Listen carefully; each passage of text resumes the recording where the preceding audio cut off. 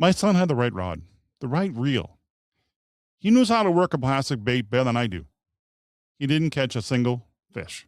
Not one the whole evening out there. And he was doing it right. And the water just didn't give him anything back. He's 13. He's ticked off about it. And honestly, I get it. I really do. He did everything right. The gear was right. The technique was right. The effort was there. He showed up. And the fish didn't show up. That's not a fishing story. That's a life story.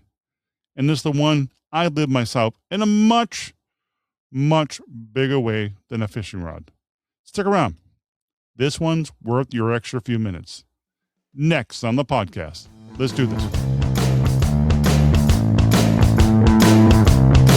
Welcome to the No Sitting on the Sideline Dad podcast, a podcast about a journey of discovery and conversations about not sitting on the sideline of life. Let's get involved. Here's host Joe Foley. Hey there, I'm Joe, and this is a podcast. If you're new here, this is a show for dads, moms, people trying to figure this out, who are in it. Not the highlight version of life or parenting, the real version. The version where your kid is mad at the lake and you're standing there trying to figure out what to say. The version where you don't have a perfect answer. You just have one honest one. Today's episode is about me and my son, a fishing rod, and a lesson that's a lot bigger than fish. We're going to slow down on this one.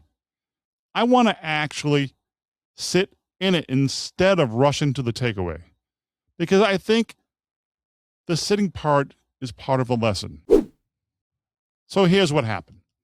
Me and my son went out fishing. Nothing fancy. No. Just a regular evening or afternoon. Kind we had dozens of times before. He has good equipment, good fishing rods. I made sure of that because I want him to have the right tools when he learns something new. He knows how to rig a plastic bait, and that's not a small thing. A lot of grown men can't do it right. He can. He did everything by the book that day. Cast right, worked the bait right, patient about it too, which isn't easy for a 13-year-old because they get mad very easily. And he came up empty. I was out there, nothing. He got upset. Not just oh man, upset, frustrated in a specific way there where you can almost see the gears turning. You can see the kid trying to do the math in his head. I did this right, so why didn't it work? That's a hard equation for a 13-year-old to sit with.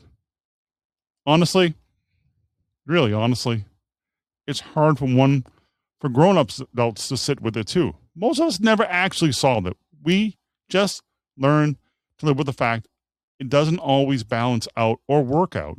Here's what I told him. I told him straight. I didn't try to dress it up or make it feel better or make him feel better than it was. I said sometimes things just don't work out, even when you do everything right. That's it. No fixing it. No, well, actually, you did this wrong. Try it this way next time. Because he didn't do anything wrong. There was nothing to correct. The lesson wasn't the outcome, not matching the effort. That's a different kind of lesson entirely. He needed to hear that. Not because it makes the disappointment go away. Because it doesn't. Because a 13-year-old is exactly the age where the world starts handing you lessons that don't come up or come with explanations. And also, nobody warns you. Nobody hands you a manual say, here, why effort and outcome aren't the same thing. You just live it, usually the hard way. Usually more than once. I'd rather hear it from me at 13, standing at the lake with an empty cooler, than learn it for the first time when he's 25, when the stakes are a lot higher. Here's where I lived it myself. I'm not going to stand up here and pretend I learned this lesson watching my son. I learned it the hard way in my own life, a long time before this fishing trip. It was my marriage. It didn't work out. And I want to put a little disclaimer, and I want to be clear here because this isn't about blame or rehashing old wounds. It's not the place for that. It's about this. I tried to do everything right. I really did. I really showed up. I put effort in. I did things you're supposed to do. And it still didn't work. That's the same math Sean was doing at the lake. Different stakes, way different stakes, but the same equation. Effort doesn't always equal out outcome. You can do everything right and still end up empty-handed. That's not pessimism. I want to be clear about that. Because it can sound like pessimism if you're not careful. It's true. There's a difference between it. Accepting something is true and giving it up because of it. I didn't give up. I learned from it. I move forward. That's the whole point of this episode, actually. Not the falling apart, but moving forward part. Here's why this matters. And here where I get a little fired up.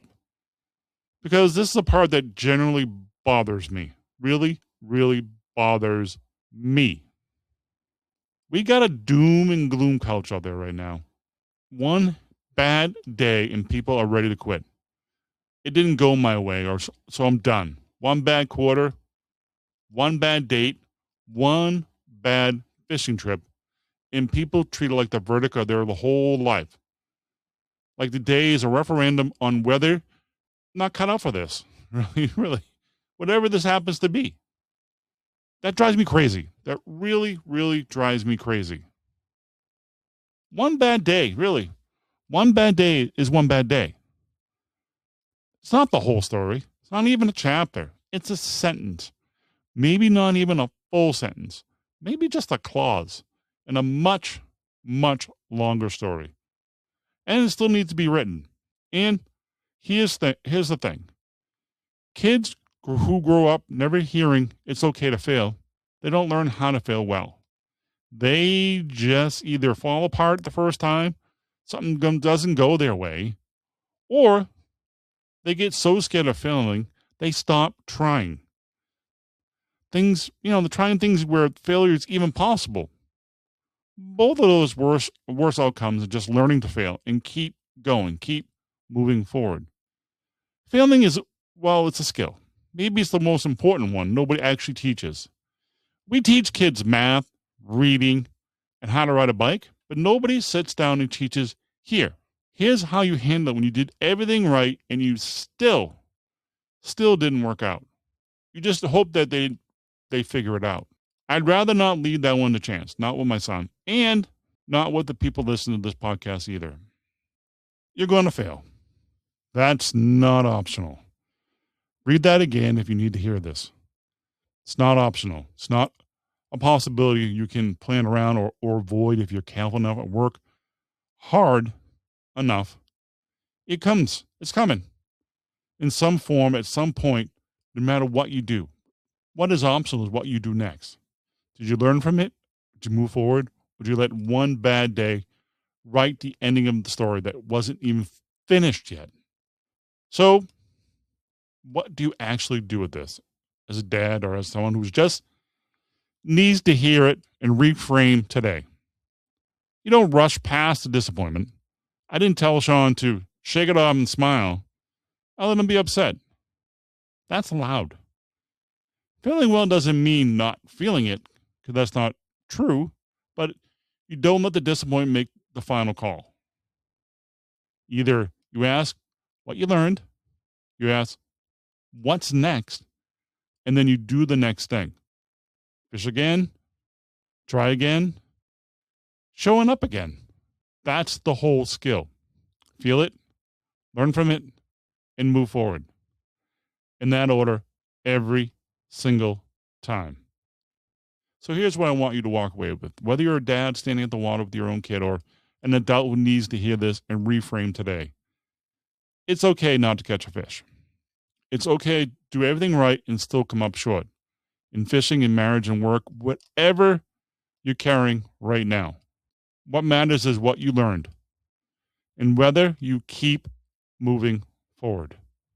Fishing is like life because it's okay to fail. So, Sean's going to catch a fish someday, probably lots of them, but the lesson from the empty afternoon is going to outlast every fish he ever pulled out of the lake. That's the job, right? Not protecting our kids from failure, but teach them how to carry it. If this hits something for you, send it to another dad who needs it today. If you got your own did everything right and still didn't work out story, I want to hear it. Find me at nosittingonthesideline.com/contact. Or you can also find the episode and leave a message in the episode. Let's talk about it. Until next time, take care. God bless. See ya.